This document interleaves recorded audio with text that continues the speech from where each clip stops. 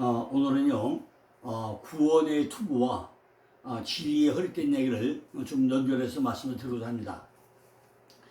어제는 인천에 가서 집회 끝나고 늦게 왔습니다. 늦게 와가지고 어제 영상도 못 찍었습니다. 요즘에 이제 시간만 남은 작업하고 있는 것이 로마서 작업을 하고 있는데 지난번에 한번 말씀드렸죠.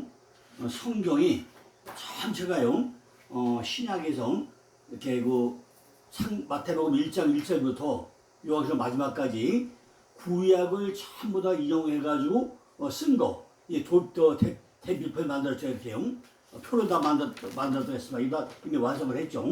참도 완성을 했는데, 이걸 왜 이게 해야 되냐. 우리가, 목사님들이 이제 성경 설교문을 만들 때요, 이것이 어떻게 이용되는지 잘 모르고 나면요, 많이 혼동할 수가 있죠. 그러니까, 이걸 잘 먼저 생각해보시면 좋을 것 같아요. 사도 바울이 신약을 쓸 때, 이게 바울서서 13권이죠. 쓸 때, 그냥 쓴 게 아니라, 그 당시에 뭐였죠? 사도 바울이요? 완벽하게 구약학 박사였잖아요. 나는 가말리엘 문화생이요. 유대인의 유대인이라고 그랬습니다. 그러면은 완전히 구약의 통달한 박사 중에 하나였다는 거죠. 그러니까 구약을 전부 다 보고 깨달아가지고 그걸 이용해서 쓴 것이 뭐죠?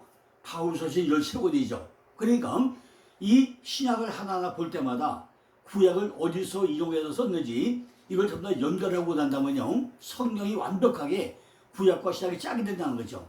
그 작업을 좀 하고 있는데, 로마서를 통해서 로마서 1장부터 왜 로마서 1장이 쓰게 되는지, 2장은 뭐지, 3장은 뭐지, 전부 다 그걸 구약을 이용해서 그걸 쓰게 된 배경과 양쪽에 짝을 맞춰가지고 설명서를 만들고 있습니다. 근데 이 하다 보니까요, 너무너무 재밌어요. 그리고 목사님들이요, 이렇게 모든 걸 성경을 알아야 되는데, 이걸 모르고 나서 우리가 설교문이 완벽할 수가 없죠. 이걸 전부 다 짝을 맞춰놔야만이 우리가 설교할 때 많은 뭐예요? 감동과 감격을 주고 구약과 시작이 짝에 맞아가지고 성경의 원리대로 빛과 어둠이 하나, 위와 아래, 좌와 우, 전부 다 남자와 여자 짝이 하나 된다는 이 원리를 맞춰갈 수 있을 것 같습니다. 자, 오늘은 이제 지난번에 뭐 했죠? 맨 먼저 진리의 허리에 띄고 의의 흉배 달고 평안의 복음의 신발 신어치고, 그걸 뭐죠? 이들의 믿음의 방패들 있잖아요. 이들의 방패가 뭐였죠? 바로 아멘이죠. 아멘. 바로 이들의 방패 아멘이라고 했습니다. 그럼 이제 뭐야, 이제는 우리가 뭐 써야 돼요? 구원의 투구를 써야 돼요. 구원의 투구. 구원의 투구를 써야 된다는데, 우리가 성경에 보면요, 구원이라는 단어가 몇 번 나온다고요? 593번 나와요. 구원이라는 단어가. 성경에 구원이라는 단어가 593번 나오는데, 이거를 우리가 얼마나 잘 이해하냐는 거죠. 맨 먼저 그거 어디죠? 창세기 45장 5절 보니까 하나님이 생명을 구원하시려고 요셉 너를 우리 선박들을 미리 보냈다, 이런 말씀이 나옵니다. 어디요? 창세기 45장 5절에 보면은 하나님이 이 이스라엘 생명을 살리려 해가지고 요셉을 선박대로 어디 보냈다요? 애굽 땅에 보내가지고 뭘 만들어놨다요? 총리 대신 만들기까지 하나님 만들어 놨다고 설명을 하죠. 출애굽기 13장 14장 13절에 보면은 구원을 보라. 자, 홍해를 건너면서 어떻게 구원을 보라, 이렇게 얘기를 하죠. 또 신명기 33장 29절 보니까 이스라엘이여 너는 행복자로다. 구원이 너같이 얻을 자 누구냐? 너희 백성은 누구냐? 이런 얘기가 나옵니다. 신명기에서. 마태복음 1장 20절 뭐죠? 예수가 태어나면서 뭐하죠? 이분은 우리를 지어서 구원할 자라 말씀을 합니다. 그리고 사도행전 2장에 가보면 뭐죠? 누구든지 주의 이름을 부르는 구원을 얻으라 그래요. 근데 이거 참 우리가 잘못 쓰고 있다는 거죠. 또 로마서 13절 뭐죠? 입으로 신하여 구원 얻는다 하는데 만만의 공돌이죠. 그러니까 우리가 성경을 모르면은 그냥 로마서 13절 같이 입으로 신하여 구원 얻는다 하면 뭐죠? 이것이 8절 9절이 안 되면은 절대로 10절이 되지 않습니다. 또 사도행전 2장 21절에 누구든지 주의 이름을 부르는 구원을 얻었는데 주의 이름을 알아야 구원받을 거 아닙니까? 근데 주의 이름이 뭔지 모르잖아요. 이런 것들을 우리가 그냥 넣으면 안 된다는 거죠. 그러니까 구원의 투수가 뭐야? 구원의 투구가. 구원이 뭐죠? 소테리오스. 소테리오스 뭐죠? 바로 투구야, 투구. 구원의 투구인데 소테리오스. 구원의 투구라는 거죠. 그죠? 이런 것들이 투구는 뭐 투구? 바로 페리케 팔라이야. 그죠? 페르케 팔라이야. 투구야, 투구. 소테리오스, 페르케 팔바이야. 써야 된다는 거죠. 그러니까 구원에게 소테리아는 소테리아 뭐냐를 알을 거 아닙니까? 바로 이 말은요, 소망의 대상이 우리에게 구원이 되어야 된다 한 그런 말씀입니다. 데살로니가전서 5장 8절에 보니까 믿음과 사랑의 흉배를 붙이고 구원의 투구를 쓰자 이렇게 나와요. 지금 에베소 6장 16절에만 나온 게 아니라 어디 데살로니가전서 5장 8절도 믿음과 사랑의 흉배를 붙이고 구원의 투구를 쓰자라고 설명되어 있습니다. 투구는 어디다 쓰는 거죠? 바로 머리 쓰는 거잖아요. 머리를 보호한 거 아닙니까? 근데 기초가 잘 되어야, 잘 설치이 되어야 구원에 대한 좋은 희망은 우리에 생기지. 우리의 영혼을 성격케 하는 것이 사탄에 의해 가지고 그것이 더럽혀지지 않도록 우리가 영혼을 잘 지켜줄 그런 것이 뭐요? 우리의 머릿속 투구라는 것입니다. 그런데 한글 성경 가지고는요, 이해가 별로 쉽지 않아요. 참 어렵죠. 오히려 어떻게 보면요, 히브리어를 보고 나면은 이걸 이해하기가 훨씬 더 쉬워집니다. 그 자체가 우리가 생각이 바뀌어가지고 내 안에서 구원이 일어나도록 히브리어 글자 하나하나 보고 나면은 글자 하나 뭐예요? 이것이 오투고 쏘들어가 있잖아요. 그 안에 전부 다 비밀을 숨겨놨기 때문에 글자 하나하나 보는 것이 우리가 한글 성경 가지고 잘못 번역된 그거 가지고 잘못 이해했다가 뒤도고 살려면은 더 힘들어져요. 잘못 번역된 걸 가지고 이걸 바로잡아야니까 얼마나 힘들어요. 더 훨씬 힘들다는 거죠. 그러니까 차라리 히브리어 원을 보고 나면은 훨씬 쉽게 우리가 이해를 할 수 있다는 계획입니다. 우리가 하나님 편에서 볼 때 반대편에 있는 사악한 마음, 하나님 평안을 주려고 하는데 내 속에서 참으로 뭐죠? 우리는 평안을 깨뜨리려고 하는 게 너무 많다는 것입니다. 사람의 행보 때문에 내 안에서 전부 다 깨져버린다는 거죠. 내 맘대로만 전부 다 판단하고 평가한다는 것입니다. 이것은요, 속도가 빠르게 불이 붙은 것처럼 휙 날아와서 나를 얼마나 내 생각이 빠른지 말도 못해 나를 변질시키고 있다는 것입니다. 지금 내가 진리의 허리띠를 띠고 의의 형배에 붙이고 보니까 상대편의 마음이 불편하구나, 저 사람 왜 저렇게 하지 않는 것이 우리가 눈에 보이기 시작하는데 그런 거죠. 우리는 그 사람의 평가 판단밖에 안 한다는 것입니다. 그러니까 내가 내 생각이 바뀌어서 하나님의 뜻대로 하나님에게 아멘 하고 하나님 그 맛이 맞습니다, 하나님 맛이 오신다 이렇게 평가했는데 우리는 내 판단만 하고 있다는 거죠. 이것이 뭐죠? 나는 1만이요 상대는 2만이기 때문에 절대로 우리가 상대방을 이길 수가 없다는 것입니다. 그러니까 우리가 뭐 한다고요? 바로 내 생각이 아멘으로 바뀌어야 된다는 것입니다. 내가 방패가 되어도 저들이 2만으로 나에게 달려오고 나면은 내가 절대로 상대방을 이길 수가 없다는 것입니다. 우리가 남들은 전부 다 무지한 것 같지만은 전부 다 나보다 무지한 사람이 어디 있어요? 다 똑똑해요. 우리가 한번 세상 얘기만 해보자고요. 정치 얘기, 경제 얘기 한번 해보면은 나보다 뭐 부족한 사람이 있습니까? 다 똑똑해요. 나름대로 얼마나 유능한지 말도 못합니다. 그러니까 차라리 말 안 하는 게 내가 승리를 길 수가 있다는 거죠. 남들은 얼마나 똑똑한지 모릅니다. 그러니까 뭐가 바뀌어요? 내 생각이 바뀌지 않으면 안 된다는 것입니다. 이런 것들을 전부 뭐죠? 내 속에서 말씀을 가지고 성령의 역사가 아니면 절대로 안 된다는 거죠. 내 안에서 성령의 역사가 일어나가지고 볼 것을 제대로 볼 수 있는 영안이 열려야 된다는 것입니다. 이건 실제로 뭐죠? 내 삶 속에서 되어줘야 되는 뭐 가지고 이런 성령의 검 가지고, 그죠? 말씀의 검 가지고, 그죠? 이걸 하나하나 이겨나가야 된다는 것이죠. 내가 안 돼요. 하나님이 내 안에 뭐 한다고요? 성령의 검을 가지고 나를 이기도록 이걸 해주지 않으면 절대로 안 된다는 것입니다. 그죠? 그러니까 우리는 뭐가 바뀌어야 돼요? 내 생각이 바뀌어야 된다는 것입니다. 에베소 6장 10절에 보니까 이처럼 연결되면서 17절에 뭐죠? 구원의 투구와 성령의 검, 곧 하나님의 말씀을 갖더라. 하나님의 말씀. 하나님의 말씀을 갖는데 과연 우리가 말씀을 얼마나 가지고 있냐는 거죠. 내 속에 말씀이 얼마나 중간에 흘려가느냐는 것입니다. 그죠? 그러니까 우리가 성경을 아무리 읽어도요, 그것이 내 것이 되는 거죠. 그죠? 그러니까 내 말씀이 전부 다 돼야 되는데 그게 안 되잖아요. 그러니까 하나님의 말씀이 있다는 것이 아니라 하나님의 말씀을 가지려는 거예요. 그죠? 하나님의 말씀을 눈으로 보고 그냥 있는 게 아니라 내 마음판에 심령 안에 다 가지려는 거예요. 하나님의 말씀은 뭐예요? 바로 성령의 검이랍니다. 성령의 검이 뭐죠? 양날이 있는 게 검이잖아요. 검은 한쪽만 날이 있는 게 아니지 않습니까? 양날의 검이 따르죠. 검은 뭐 한다고요? 경사에게 대단히 필요하고 유용한 도구가 성령의 검, 바로 칼, 검이라는 것입니다.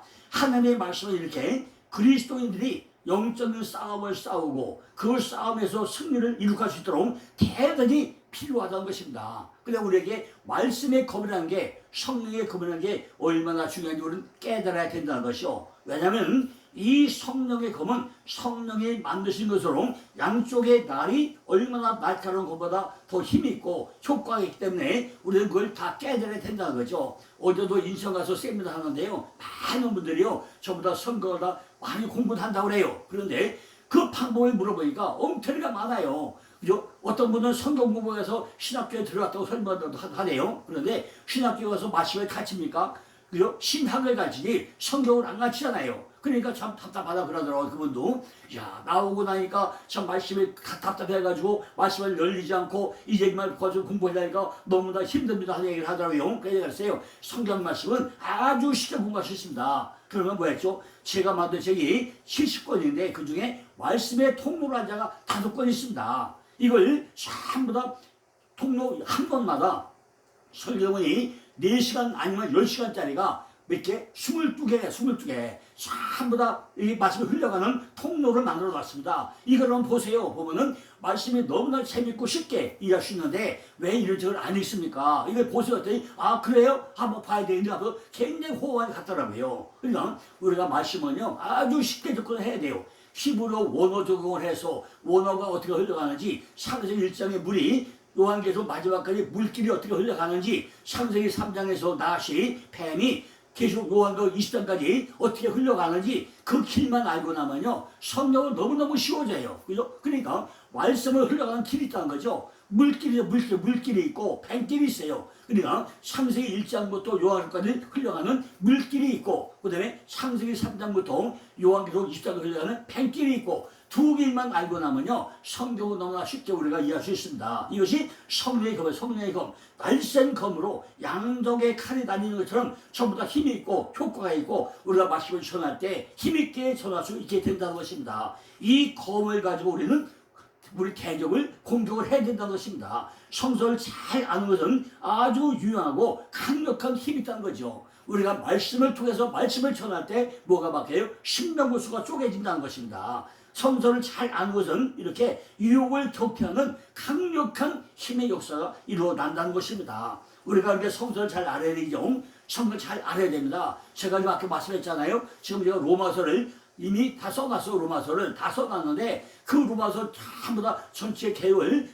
일본의 우찌베라 감독책을 읽고 나서 로마서를 다 작성을 했습니다. 그런데 요즘에 다시 한 게 뭐라고요? 아, 그것보다는 앞으로 목회자를 위해서 뭘 해야 되느냐. 아, 로마서 1장 1절 2절 2절 전부 다 절별로 구약을 어떻게 이용해가지고 썼구나 하는 걸, 그걸 대비해가지고 설명도 해놔야겠구나. 그래야 한국교회 목회자들이 이걸 정말 쉽게 이해하겠구나 하는 생각이 들어가지고 그 작업을 하고 있는 것입니다. 왜냐면요, 제가 교만께 충만하죠. 제가 안 해도 누가 할 거예요. 근데 아무도 안 하잖아요. 그러니까 제가 뭐죠? 내가 아니면 안 되겠다는 생각 때문에 그걸 작업을 하고 있는 것입니다. 왜 그랬죠? 그걸 하기 위해서요. 다 이렇게 짝을 남들이 다 맞춰놨어요. 그죠? 전부 다 맞추고 보니까 사도 바울이요 구약을 이용한 게, 그죠? 구약 이용한 게 얼마 87%인데 그 중에 51%가 로마서에다 이용해요. 로마서에다가, 그죠? 로마서 이용을 했는데 이걸 쭉 하고 나면요, 이거 다 보셔야 돼, 목사님들도. 자, 로마서가요 구약을 이용한 제일 많아요. 구약을 이용한 것이, 그죠? 구약을 이용한 내용이 로마서에 제일 많이 나옵니다. 그러니까 이 내용을 우리가 잘 알지 못하면 뭐죠? 성서를 바로 알 수가 없다는 거죠. 그리스도도 기록된 바, 시작된 말씀을 이용해서 기록된 바 말씀을 이용해서 우리가 읽어야 되는데, 우리가 성경을 성경대로 그냥 보지 않고 그냥 신간종교 까먹고 글씨로만 읽으면은 그게 이해가 됩니까? 그러니까 사도 바울이 문장 하나하나 쓸 때 이것이 어떤 생각으로 어떤 의미를 가지고 썼는지 본질을 우리가 알고 깨달아야만이 우리도 그 말씀을 본질대로 말씀을 전할 거 아니겠습니까? 그런데 이걸 안 하고 있단 말이죠. 그리스도께서도 기록된 바로 시작된 말씀으로 이용해가지고 사탄의 유혹을 물릴 수 있다는 것입니다. 우리가 사탄의 말씀을 물리면 되죠. 기록된 바, 네가 본질이 이래서 예수 나는 이렇게 말한다. 본질로 통해서 말씀을 전해야만이 깨진다는 것입니다. 에베소 6장에 끝부분에 뭐가 나오죠? 너희는 기도하라, 기도하라, 기도. 우리가 기도가 아니라 마음대로 기도한다고 기도가 되는 것입니까? 그죠? 18절에 뭐죠? 모든 기도와 간구로 하되 무시로 성령 안에서 기도하고 이를 위하여 깨어 항상 힘쓰며 여러 성도로 대하여 구하라고 나오죠. 왜 깨어서 구해야 한다는 거냐? 그 내용을 알고서 우리가 깨어서 구해야 되는 거 아닙니까? 왜 깨어 있어야 된다는 거죠? 그죠? 깨어 있는 게 뭐죠? 깨어 있는 서 있는 거잖아요. 어제 서 있는 거라고 했잖아요. 그죠? 이 모든 은혜들을 기도로 함께 묶어야 한다는 거죠. 왜냐하면 우리가 필요할 때마다 하나님의 도우심과 협조를 간구함으로 이들 영적인 원수들을 전부 다 하나 막아내야 한다는 것입니다. 그렇다고 해서 기도 외에는 아무것도 하지 말라는 그런 얘기가 절대로 아니잖아요. 왜냐하면 이 세상에는 때와 장소에 따라야 이루어져야 할 신앙의 다른 의미를 많이 있고 각자가 정황에 따라 가지고 우리가 해야 될 의미가 각각 너무나 많이 있다는 것입니다. 그러나 우리는 끊임없이 기도의 시간을 가져야 한다는 거죠. 기도가 뭐죠? 기도는 하나님과 호흡이고 나를 태우는 것이고 이게 기도가 아닙니까? 하나님과 호흡하면서 내 안에는 뭘? 육적인 속성을 다 태워버리는 거, 신재를 만드는 거, 그 향내를 나는 거, 이게 기도 아닙니까? 그러니까 우리는 무시로 기도해야 되는데 우리는 여러 가지 형편에 따라 가지고 기도해야 되고 우리 자신 또는 다른 사람의 필요에 따라서 자주 기도를 또 해줘야 된다는 것입니다. 우리는 뭐죠? 그것이 뭐죠? 우리의 기도는 항상 마음에 두어야 하는 것이고, 그죠? 다른 여러 가지 의무를 다 해가면서 동시에 절규하는, 그죠? 절규하면서 간구하는 이런 기도를 해야 된다는 것입니다. 그래, 기도가 뭐죠? 기도는 노동이고, 노동은 기도라고 했어요. 그러니까 기도가 힘들다는 거죠. 이마에 땀나고 눈물 콧물 흘려야만이 기도가 된다는 것입니다. 그냥 기도 뭐 1시간 딱 한도 되는 게 아니라는 거죠. 7시간, 8시간 했는데 10분밖에 안 했구나 하는 이런 감정이 들 때까지 우리가 기도의 훈련을 받아야 한다는 것입니다. 우리는요 모든 기도와 간구로 온갖 일을 행할 때마다 기도를 해야 된다는 거죠. 공적 기도, 개인적인 기도, 은밀한 기도, 통성 기도, 단독 기도, 규칙적인 기도, 돌발적인 기도, 도고 기도, 참회 기도, 참회에 대한 기도, 은총에 대한 감사 기도, 여러 종류가 너무나 많잖아요. 이런 것들이 어디서? 성령 안에서 우리가 끊임없이 기도해야 한다는 것입니다. 우리는 요거는 그죠? 기도의 의미에 충실해야 하고 이 의무는 하나님의 아름다운 성령의 은혜에 의해서만 수행되어야 한다는 것입니다. 그러면서 뭐죠? 우리가 깨어있어야 한다는 거죠. 그럼 뭐죠? 내가 구원의 툭을 써서 내 생각이 바뀌고 내 사상이 바뀌어야만이 이것이 이루어진다는 것입니다. 그래서 못 쓴다고 하니 우리가 머리에 구원의 투구를 써야 된다는 것입니다.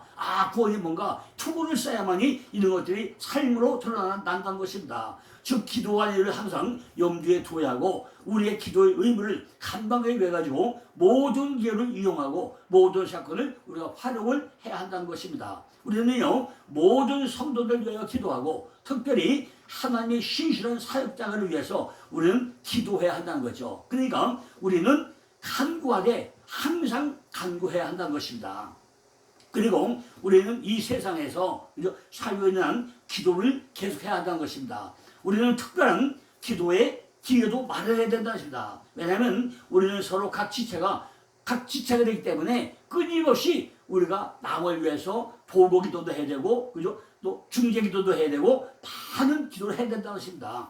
이런 기도장을 마련해야 된다는 거죠. 이 세상에서 성도라는 것이 흔치 않고 우리가 만족할 만한 생활을 누리는 사람도 흔치 않기 때문에 우리는 기도밖에 없다는 거죠. 내가 잠잘 때는 어떻게 깨우고 하느냐? 이 말씀의 뜻이 무엇인가 우리가 원어부터 분명히 알아야 할 거 아닙니까? 이걸 깨달았으면은 깨달은 것을 가지고 초점에 맞춰서 우리는 기도를 해야 된다는 것이다. 말씀이 내 것이 되기 위해 가지고 우리는 간절히 간구를 해야 된다는 것입니다. 하나님께서 우리에게 뭐죠? 언제 말씀을 안 줬습니까? 그죠? 하나님은 언제나 우리에게 말씀을 안 준 적이 있습니까? 항상 우리에게 뭐죠? 로고스 뭐죠? 기록된 말씀이잖아요. 로고스. 기록된 말씀이 로고스 아닙니까? 말씀을 읽으라고 줬지 않았습니까? 달마다 읽고 듣고 지키라고 하지 않았습니까? 이것이 로고스. 그것이 뭐죠? 쉐마, 듣는 말씀. 쉐마, 들으라. 듣고 깨달아. 이게 쉐마. 그다음에 믿는 말씀 믿어라. 믿고 감동하고 은혜 받으라. 네 번째 뭐죠? 유앙게리온 전파된 말씀 전파하라. 말씀을 전파하라. 사명을 가지고 구원을 전파하라. 이것이 바로 유앙게리온 아닙니까? 그러니까 첫째는 뭐죠? 로고스의 말씀, 두 번째 쉐마의 말씀, 세 번째 레마의 말씀, 네 번째는 유앙게리온 말씀. 이것이 우리의 삶 가운데 항상 내 입 가운데 내 눈 가운데 눈앞에 펼쳐져 있어야 된다는 것입니다. 하나님은 언제나 우리에게 이렇게 말씀을 준 것만큼 매일매일 내가 말씀 가운데 살아야 된다는 것입니다. 왜? 말씀을 주었는데 19절에 보니까 나를 위하여 구할 것은 내가 말씀을 주사 나로 입을 벌려 복음의 비밀을 담대히 알리게 하소서라고 말씀하고 있지 않냐는 거죠. 우리가 뭐죠? 진리의 허리 띠고 오해 흉내 달고 복음의 신발 신고 방패 들고 구원투 쓰고 성령을 갖는다는 것이 뭐죠? 이것이 전부 다 말씀 안으로 이루어지기 때문에 우리가 이렇게 우리가 구하고 하는 것을 말씀으로 다 전해야 되고 담대히 알려야 되고 하기 때문에 우리가 말씀을 모르면 안 된다는 것입니다. 이것이 무엇이라는 거죠? 전부 다 비밀이라는 비밀. 이것이 비밀을 숨겨놨다는 것입니다. 이게 비밀을 알았으면 어떻게 하죠? 우리가 적용해가지고 승리하는 삶을 살아야 될 거 아니냐는 거죠. 20절에 보니까 이 일을 위하여 내가 쇠사슬의 매임 사신이 된 것은 나로 이 일에 당연히 한 말을 담대히 하게 하려 함이라고 했어요. 우리들이 말씀을 알면 담대할 수밖에 없다는 거죠. 담대해진다는 거예요. 내가 말씀을 알고 나서록 나는 점점 담대한 사람이 된다는 것입니다. 우리가 여기에서 세 가지를 알아야 된다고 했죠. 뭐죠? 첫째는 진리의 허리띠. 왜 허리띠를 띄어야 되는가? 의의 흉배. 왜 가슴에 심장을 먼저 방패로 막아야 되는가? 평온의 복음의 예배 신발을 왜 신어야 되는가? 그러면서 뭐죠? 팔로들이 이 세 가지 중에 진리의 허리띠와 의의 흉배와 평온의 복음의 신발 이 세 가지 가운데 특별히 뭐죠? 허리띠를 왜 강조해요? 허리띠. 왜 허리띠를 강조하냐는 거죠. 그죠? 누가복음 12장 30절 보니까 허리띠를 띠고 등불을 켜가지고 서 있으라 그래요. 허리에 띠를 띠고 등불을 켜고 서 있으라. 이런 말씀을 왜 하고 있냐는 거죠.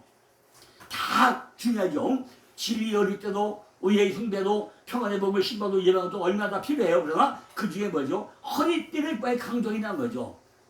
그리스도는 지금 우리를 떠나셨지만은 다시 돌아오실 것이 우리의 주님 아닙니까? 그는 오셔가지고 어떻게 하고요? 자기 종들이 한 일을 하나하나 살펴볼 예정이라는 거죠. 그리고 그날은요, 바로 심판의 날이기 때문에 그날에 나타난 그들의 형편에 따라서 혹은 그와 함께 머물고 혹은 문 밖으로 내어쫓겨도 당할 수 있잖아요. 심판주로 온다는 것이요. 그렇기 때문에 이 말씀은 허리에 띠고 있는 사람은 등불을 켤 수 있는 사람이라고 하나님이 예수님이 강조했다는 것입니다.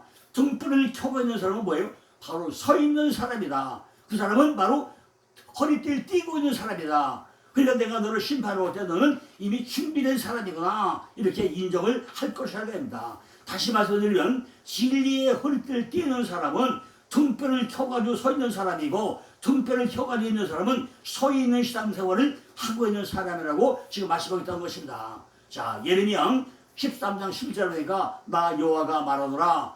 또 띠가 사람의 허리에 속한 것이 내가 이스라엘 온 집과 유다 온 집으로 내게 속하여 그들로 내 백성이 되게 하며 내 이름을 싱해와 영광이 되게 하려 하였으나 그들이 듣지 아니하니라 그래요. 여기도 뭐가 나오죠? 띠가 나와. 띠가. 그러니까 우리는 이걸 잘 받아야죠. 예레미야에게 몇 가지 보여줬죠? 예레미야에 12가지 화살 봐요. 12가지. 그죠? 예레미야에게 12가지 물체국을 시킵니다. 근데 맨 처음에 뭐죠? 1장 11절에 살구나무 가지, 살구나무 가지. 살구나무 뭐죠? 맨 나무 중에 첫 열매. 그죠? 꽃 중에 첫 열매. 이 살구나무잖아요. 우리에게 뭐죠? 소망이죠, 소망. 긴 겨울을 지나고 나서 동면하고 나서 꽃망울 맺혀가지고 봄에 천년사로 첫 열매 맺히게 살구나무 아닙니까? 이걸 설명합니다. 두 번째는 예레미야 1장 13절에 끓는 가마. 북에서부터 기울은 것은 북방에서 일어난 바빌론 유다를 침략자 올 거라는 그런 의미를 가지고 있죠. 가마는 바로 유다이죠. 여호와께서 자기 백성들을 가마의 내용물을 끓이듯이 끓여가지고 완전히 태울 것을 지금 말씀하는 게 선언하는 게 끓는 가마죠. 이게 뭐죠? 세 번째가 바로 썩은 띠야, 썩은 띠. 허리에 띠를 떴는데 이것이 썩은 띠야, 썩은 띠. 유다와 이스라엘은 이처럼 썩게 할 거란 거죠. 유다의 우상숭배, 하나님의 우상숭배로부터 부패해진 유다를 썩은 띠라고 지금 설명하다. 썩은 띠. 네 번째는 포도주병의 비유죠. 진노의 포도주병을 행복과 안락의 포도주로 알고 받아 마시려고 하는 아이러니가 우리의 심령을 울게 하고 있다는 거죠. 다섯 번째는요, 기근과 가뭄이죠. 오직 하나님의 은혜나 도심으로만 이 장을 극복할 수 있다고 설명한 거죠. 여섯 번째는 토기장의 비유, 18장 2절이죠. 그다음에 6도 이사야 64장 8절도 나옵니다. 로마서 9장 19절 13절 나오죠. 인간에 대한 하나님의 절대 주권과 나라와 민족이 흥망성쇠를 주관하시는 여호와의 주권, 하나님의 통치 원리 등을 보여주는 것이 토기장의 비유입니다. 일곱 번째는 예레미야 19장 10절에 깨짐 병, 토기장의 비유와 바로 밀접한데 하나님의 훈계와 교훈을 멸시하는 유다의 파멸을 극적으로 쳐다보고 있는 거죠. 여덟 번째는 예레미야 24장 1절에 무화과 나무 두 강률이죠. 선한 무화과에 비유된 바벨론 포로들은 연단과 회개전을 거쳐가지고 약속된 때에 다시 곡으로 돌아오게 될 것이고, 악한 무화과에 비유된 자들은 끝내 돌아올 수 없는 멸망에 가지고 있다고 한 것이